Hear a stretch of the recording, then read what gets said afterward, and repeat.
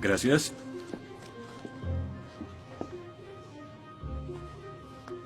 Disculpe, señor... Wheaton.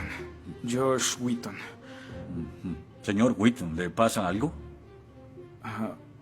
No puedo hacer esto. No puedo hacer lo que pide, soy cristiano. No, no se preocupe, aún puede regresar a su dormitorio, arrodillarse y orar al lado de su cama si quiere. Lo que haga con su vida es su problema, pero lo que haga aquí en la clase es el mío. Yo no puedo. Muy bien, señor Wheaton. Déjeme explicarle la alternativa. Si no puede admitir que Dios está muerto para el propósito de esta clase, entonces tendrá que defender la antítesis de que Dios no está muerto y será enfrente de la clase, en el atril.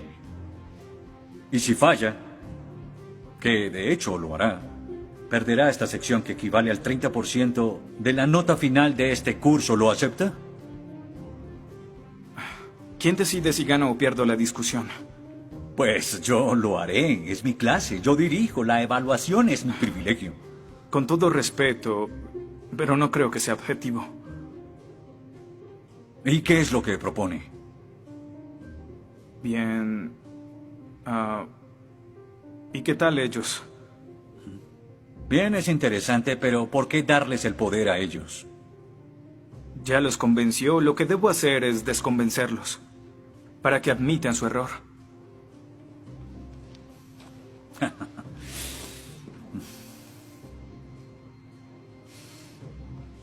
Bien.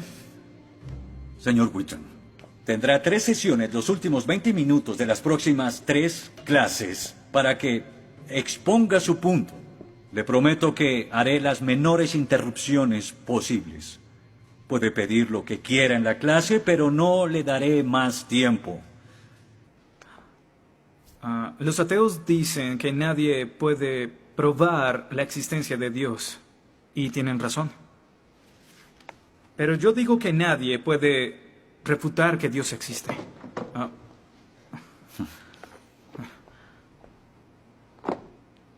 Pero la única forma de debatir este asunto es observando la evidencia disponible. Y es lo que vamos a hacer. Pondremos a Dios en un juicio. Con el profesor Radisson como fiscal y yo como el abogado defensor. Y ustedes como el jurado. La mayoría de cosmólogos están de acuerdo con que el universo empezó hace 13.7 billones de años en un evento conocido como la Gran Explosión. Ahora, analicemos la descripción del físico ganador del premio Nobel Steven Weinberg de cómo habría sido la Gran Explosión y, ya que él es ateo, podemos estar seguros de que no hay ninguna inclinación religiosa en su descripción. Al principio, hubo una explosión y en 3 minutos, 98% de la materia que hay o habrá se produjo. El universo apareció. Por 2500 años, la mayoría de científicos estuvieron de acuerdo con Aristóteles, con la idea de que el universo siempre ha existido sin inicio o final. Pero la Biblia no está de acuerdo. En 1920, el astrónomo belga Georges Lemaitre, teísta, que de hecho... ¿Qué es un teísta? Un teísta es alguien que cree en la existencia de Dios. Dijo que todo el universo saltó a la existencia en 1/1000 de 1/1000 de segundo. De la nada, en un inimaginable destello de luz. Así es como esperaría que el universo respondiera si Dios hubiera dado la instrucción en Génesis 1:3 que exista la luz. En otras palabras, el origen del universo apareció como se esperaría después de leer Génesis y por 2500 años. La Biblia tiene razón y la ciencia está equivocada. Todo apunta a un Dios que lo creó, verán. En el mundo real no se ven cosas que se salgan de la nada, pero los ateos quieren hacer una excepción en esta regla. Específicamente en el universo y... Pero en su libro El espejismo de Dios, Richard Dawkins dice que si me dices que Dios creó el universo, entonces tengo el derecho a preguntar quién creó a Dios. La pregunta de Dawkins solo tiene sentido en términos de un Dios que ha sido creado. No tiene sentido en términos de un Dios no creado. que es la clase de Dios en el que creen, incluso dejando a Dios fuera de la ecuación, tengo el derecho de devolverle la pregunta al señor Dawkins y decir, si el universo te creó, ¿quién creó el universo? Ven, tanto teístas como ateos están agobiados por contestar la misma pregunta de cómo iniciaron las cosas. Lo que espero que entiendan de esto es que no hay que cometer suicidio intelectual para creer en un creador tras la creación, y en la medida que descarten a Dios, se verán obligados a encontrar una increíble explicación de cómo las cosas iniciaron.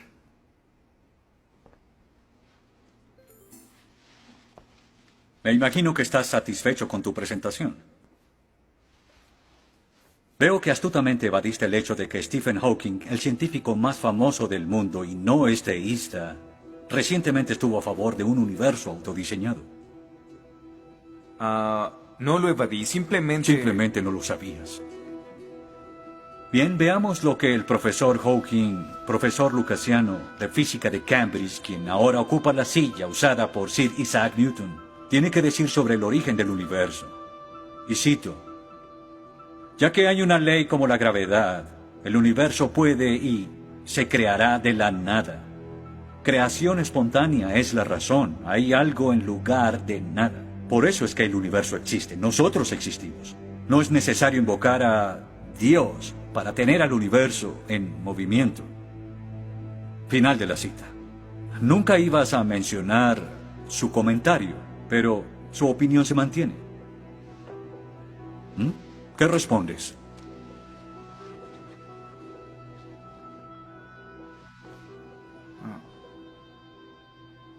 No sé.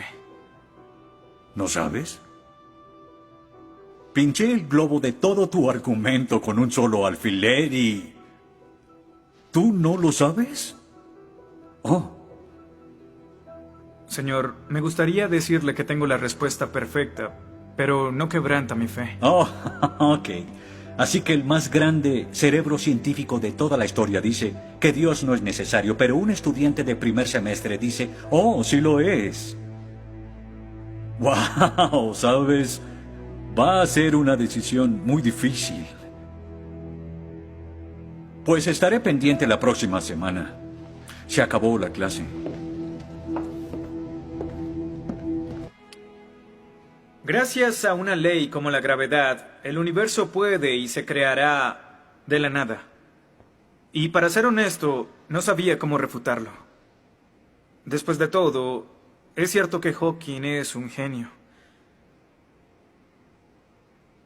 Pero el profesor John Lennox, quien enseña matemáticas y filosofía, ha demostrado que no hay ni uno ni dos, sino 3 errores de lógica en esa simple frase y se reduce a un razonamiento circular.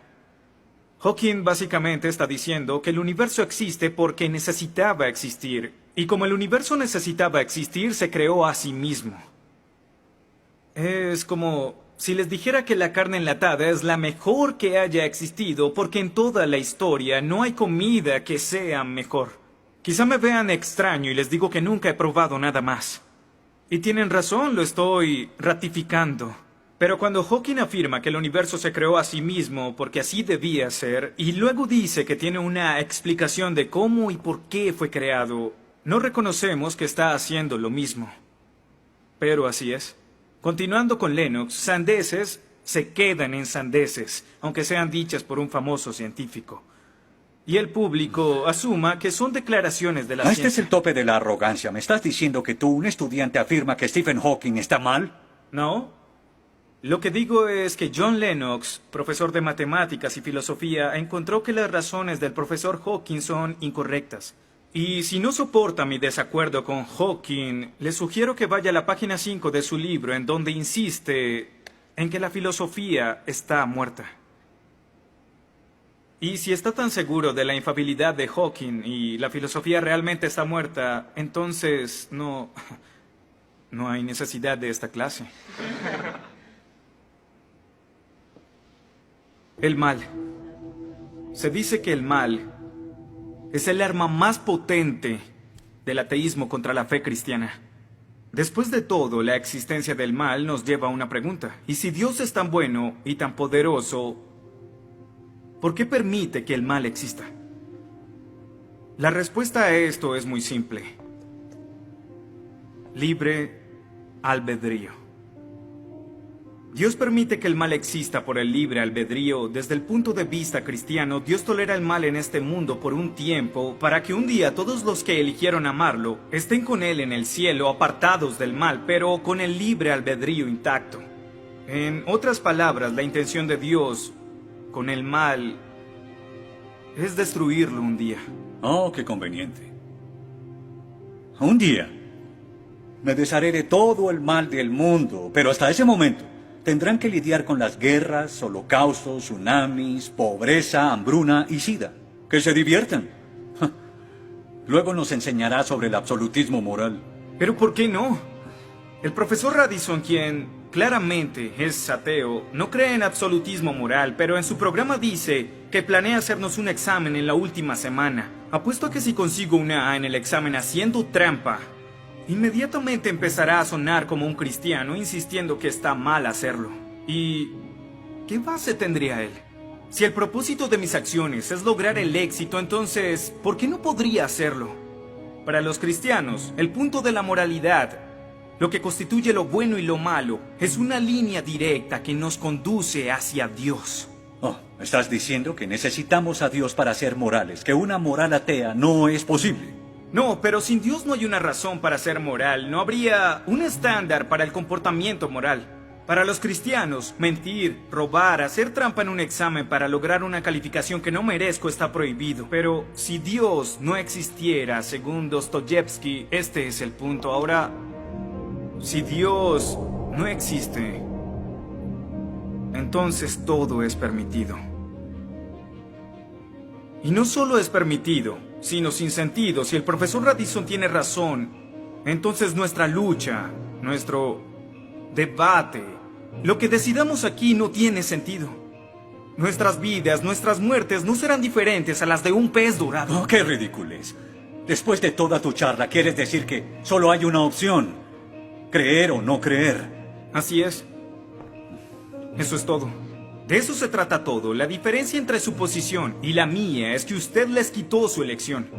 Les exigió que eligieran la casilla marcada con no creo. Sí, porque quiero liberarlos. Porque la religión es como un virus mental que los padres han heredado a sus hijos. Y el cristianismo es el peor de todos. Lentamente se mete en tu vida cuando estás débil, enfermo o indefenso. ¿La religión es una enfermedad? Sí. Sí, infecta todo. Es la enemiga de la razón. ¿Razón? Profesor, usted dejó la razón hace mucho tiempo. Lo que nos está enseñando aquí no es filosofía, ni siquiera es ateísmo. Lo que nos está enseñando aquí es antiteísmo. No es suficiente. Necesita que todos no creamos como usted. ¿Por qué no admites la verdad?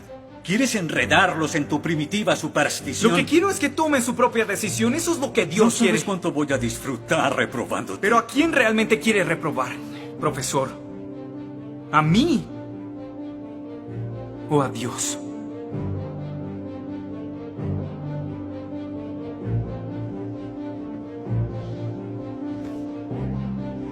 ¿Odia a Dios? Ni siquiera es una pregunta. Ok. ¿Por qué odia a Dios? Esto es ridículo. ¿Por qué odia a Dios? Responda la pregunta. ¿Ha visto la ciencia y los argumentos? La ciencia avala su existencia, conoce la verdad. ¿Por qué lo odia? ¿Por qué? Esta es una pregunta simple, profesor. ¿Por qué odia a Dios? Porque Él me quitó todo lo que era importante para mí. Sí, yo odio a Dios. Todo lo que siento por Él es odio.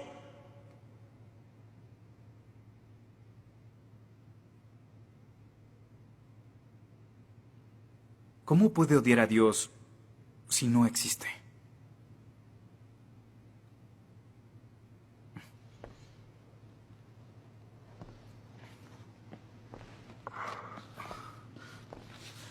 No probaste nada. Quizá no.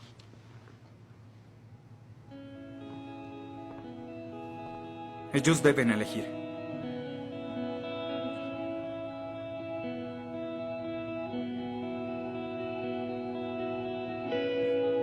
¿Está Dios muerto?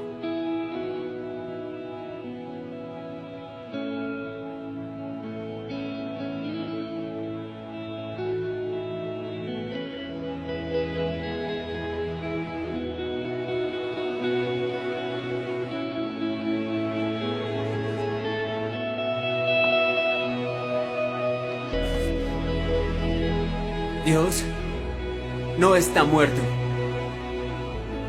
Dios no está muerto. Dios no está muerto. Dios no está muerto. Dios no está muerto.